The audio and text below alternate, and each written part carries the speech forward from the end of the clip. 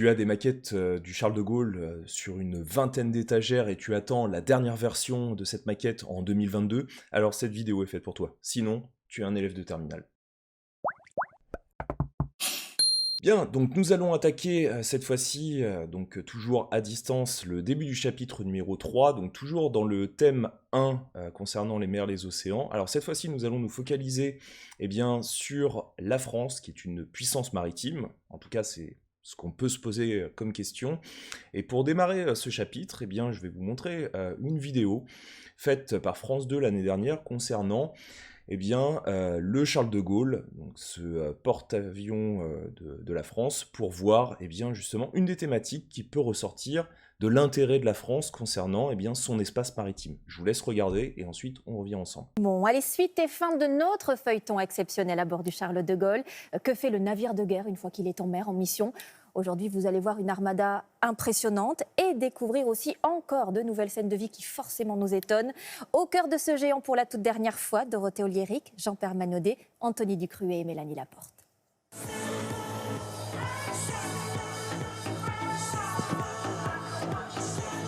Un petit matin sur le Charles de Gaulle. En musique et en ligne, ils arpentent le pont d'envol. On va jusqu'à Sancerre, s'il vous plaît. Cela s'appelle la cueillette. C'est tous les jours, ça, c'est important ? Oui, c'est tous les jours. Ouais, c'est tous les matins. C'est pour la sécurité des vols, histoire que quand il y a catapultage, il n'y ait pas d'objets qui rendent les entrées d'air des avions pour les moteurs et tout. Une chasse méticuleuse au clou, au boulon. Il faut faire place nette avant le catapultage des rafales marines. Merci. Un petit boulon comme ça, ça pourrait endommager le moteur de départ, on va dire.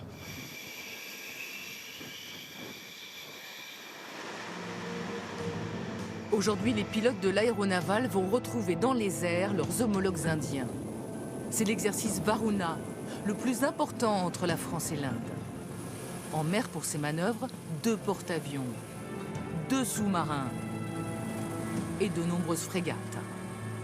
Une armada impressionnante réunie pour 5 jours de coopération. Les pilotes réalisent des simulations de combat.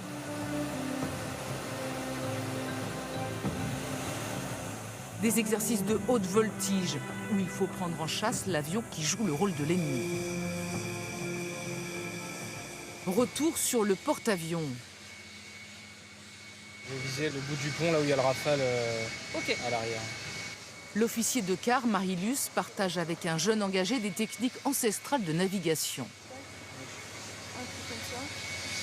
Des instruments qui viennent peut-être d'un autre âge, mais qui font partie de notre culture et qu'on garde, qu'on s'entraîne à les utiliser, pour les utiliser parfois peut-être en cas d'avarie. Un sextant sur un navire à propulsion nucléaire ultra informatisé. Dans les sous-sols, c'est l'heure du dîner. Maître Jérôme et son équipe s'activent en cuisine. 500 kilos de magret de canard, 500 kilos de pommes de terre. Un défi à relever à chaque repas. Avant, oui, j'étais sur un tout petit bateau, un petit remorqueur, où on était 14 personnes. Donc là, c'est vrai que je suis passé de 14 personnes à 2000, c'est pas pareil. Mais on a une équipe assez nombreuse, motivée, donc ça se passe très bien. C'est de l'organisation, c'est ça, c'est l'organisation au quotidien. Cette salle est réservée aux matelots. Les officiers n'ont pas le droit d'y mettre un pied, c'est la tradition. On pourrait un peu plus nous fliquer que... Là, c'est un petit moment de liberté, en fait. Ouais, c'est ça, on relâche, on va dire.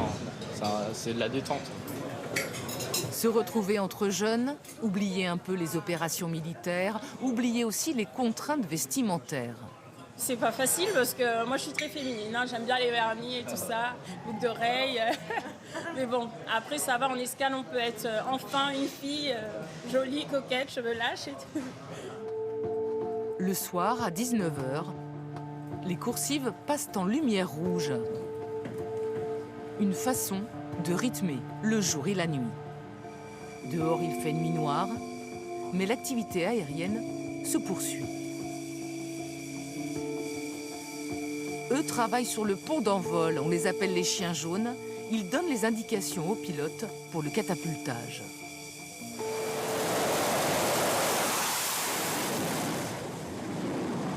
On a beaucoup de responsabilités ici, il faut avoir les yeux de partout, donc on crie, c'est pour ça qu'on nous appelle les chiens jaunes. Donc voilà, il faut regarder de partout, voilà, anticiper les choses. Les semaines s'enchaînent. Ce matin n'est pas un jour comme les autres. 2 jeunes marins sont reçus par le commandant du porte-avions, le Pacha. Vous vous êtes particulièrement distingué lors de la relâche opérationnelle à Goa. Pendant l'escale à Goa, ils ont sauvé un jeune Indien qui se noyait dans une piscine. On pense à ce geste incroyable que vous avez fait. Surtout les employés de l'hôtel. Seulement 6 personnes sur 200 employés étaient formés au geste de premier secours et ils n'étaient pas intervenus. Vous avez conscience quand même que vous avez sauvé une vie? On met du temps on met du temps en fait pour nous. Quand ça s'est terminé, on était contents, on était quand même un peu choqués. Le quotidien sur le Charles de Gaulle est parfois bousculé par des événements inattendus. Après l'incendie de Notre-Dame, le Pacha a décidé d'un hommage ici, sur le pont d'Envol. Les marins reproduisent la cathédrale. Le cœur du porte-avions, même à des milliers de kilomètres, était à Paris. Le géant navigue en ce moment en pleine mer. Retour à Toulon dans quelques semaines, après plus de 4 mois de mission. Bien, donc ce qu'on peut constater avec cette vidéo, c'est que bien finalement, si porte-avions il y a pour la France, c'est qu'il y a un intérêt à essayer de contrôler cet espace maritime qui est assez important. Alors ce que l'on peut noter justement, c'est que la France a un vaste espace maritime, le plus grand du monde.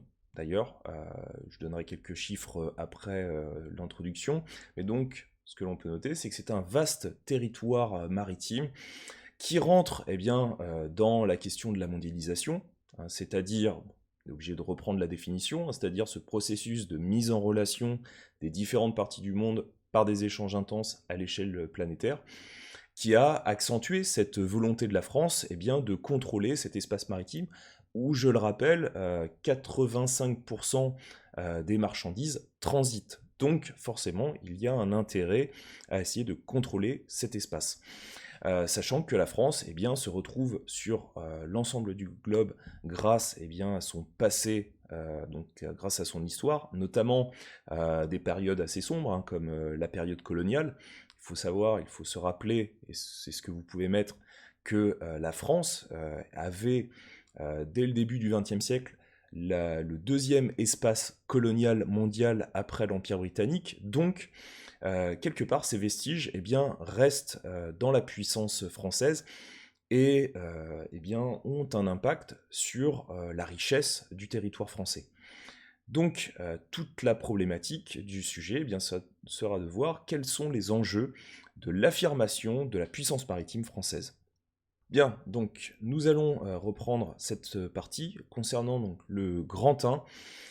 Alors le Grand 1 qui a pour titre la France, une forte présence maritime, avec une première sous-partie, Grand A, l'atout d'un espace maritime immense. Je vais m'attarder avec vous sur le document 1, page 416, qui montre une carte qui montre les différents territoires qui composent le territoire français. Alors je vous laisse regarder cette carte qui montre les différents espaces contrôlés par la France, que ça soit dans l'océan Indien, dans l'océan Atlantique, dans l'océan Pacifique. Bref, le territoire français est très vaste, sa zone économique exclusive l'est tout autant. Et si je reviens donc sur vos notes, ce que vous pouvez noter, c'est que la France possède un espace maritime d'environ 11,6 millions de kilomètres carrés, ce qui la place au premier rang mondial devant les États-Unis.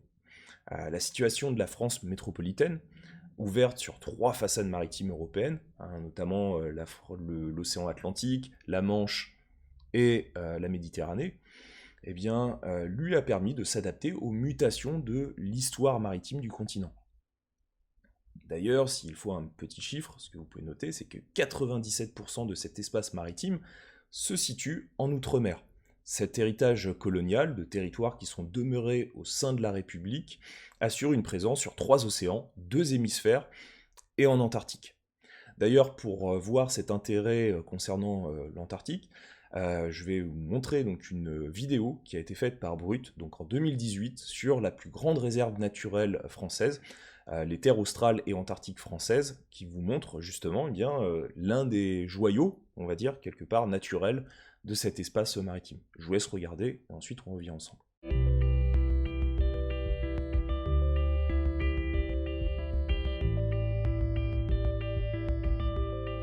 C'est une énorme réserve, 670 000 km², c'est plus grand que la France hexagonale.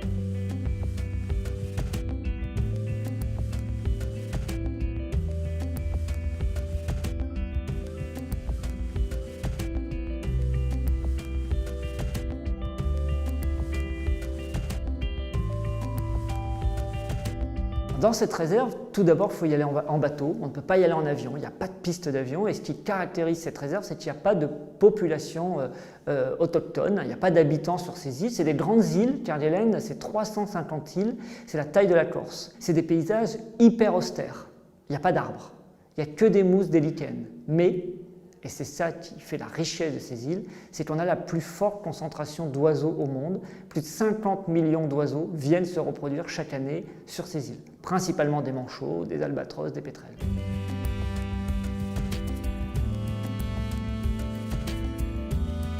Ça fait 10 ans que je travaille dans ces terres australes et j'ai déjà vu d'énormes évolutions. Typiquement, on a perdu 50% de la pluviométrie sur les 30 dernières années. Alors, imaginez, vous avez votre plante d'appartement, vous avez votre gazon l'été, que vous oubliez d'arroser, vous arrosez une fois sur deux, vous allez voir très vite que tout va crever.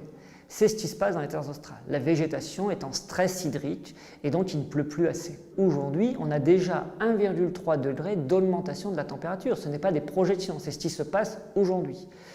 Typiquement, il y a des scientifiques qui ont sorti une publication très récente, le mois dernier, qui ont montré que 90% de la population de manchot royal, qui est basée sur l'archipel Crozet, a disparu.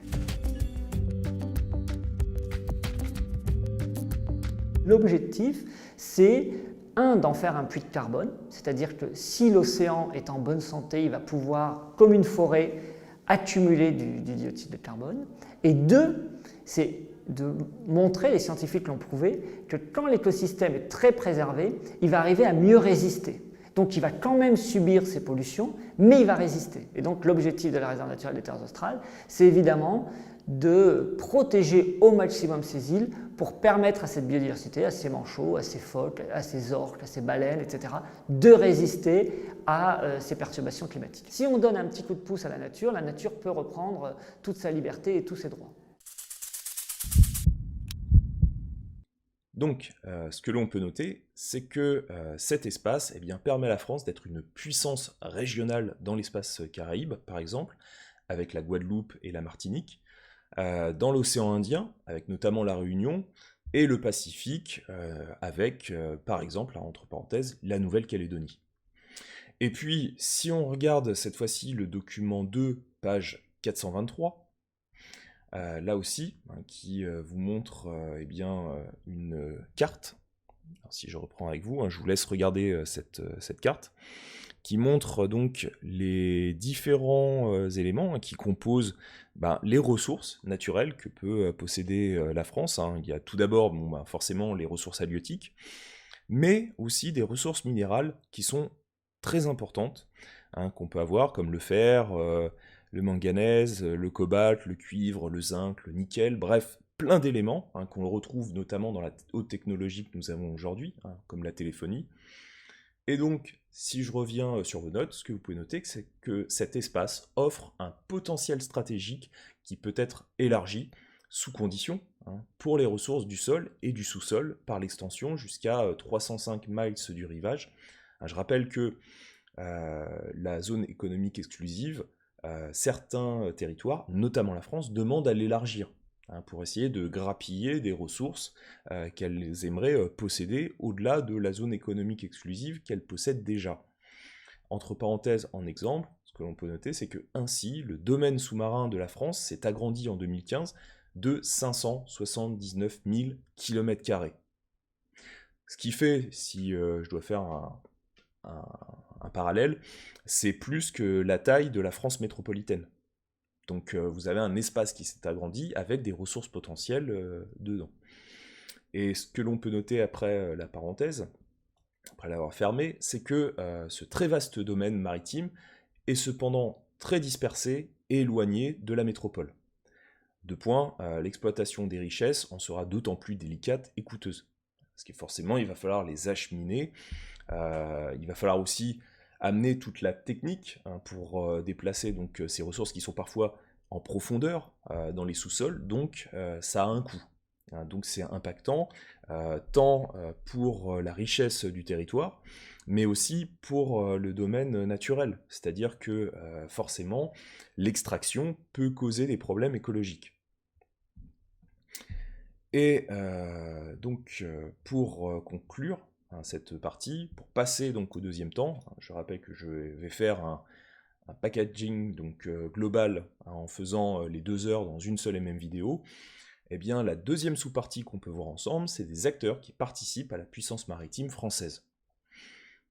Et notamment, donc, je vais commencer avec une vidéo qui a été faite par l'Ifremer, donc décrire un petit peu ce qui est justement cet institut français de recherche pour l'exploitation de la mer, qui montre les missions effectuées par cet organisme en 2019. Donc je vous laisse regarder la vidéo et ensuite je reviens vers vous.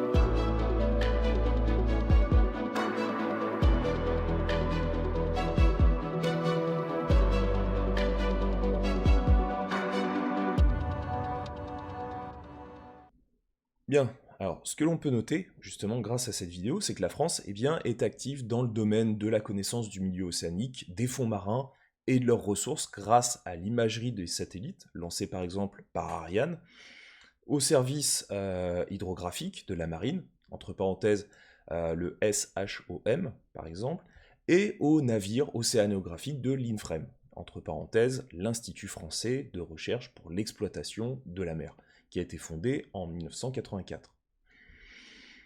Et dernier document qu'on va voir pour cette séance, le document 5, page 415.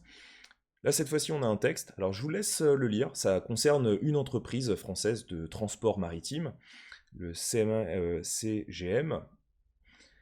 Donc, je reviens après votre lecture.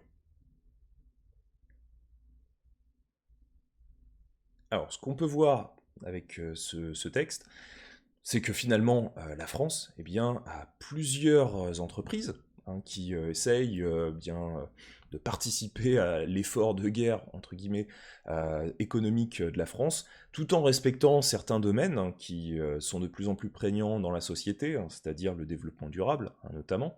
Et donc, ce que l'on peut noter, c'est que la France est forte de plusieurs secteurs d'activité économique, pilotés par de puissants acteurs de l'espace maritime.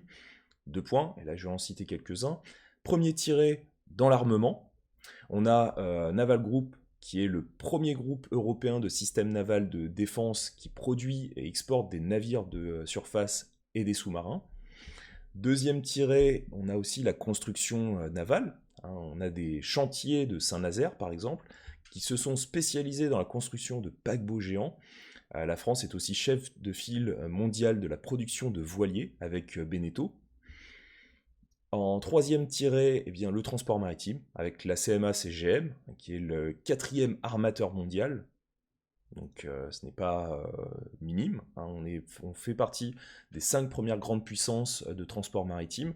Et puis, dernier tiret, le pétrole offshore, avec notamment l'entreprise Total pour l'exploitation des gisements et les groupes, par exemple Bourbon, Technip, CGG Veritas, pour les services parapétroliers. C'est-à-dire tout ce qu'il y a autour du pétrole, notamment des infrastructures de montage, par exemple pétrolier, comme par exemple les plateformes offshore. Voilà. Bien, alors on reprendra une prochaine fois eh bien, en présentiel la vidéo. Je rappelle que quand on sera en présentiel, donc mardi prochain, eh bien, il y aura une petite interrogation sur le chapitre numéro 2 de géographie. Je vous souhaite une bonne semaine et puis on se retrouve en présentiel la semaine prochaine. Au revoir.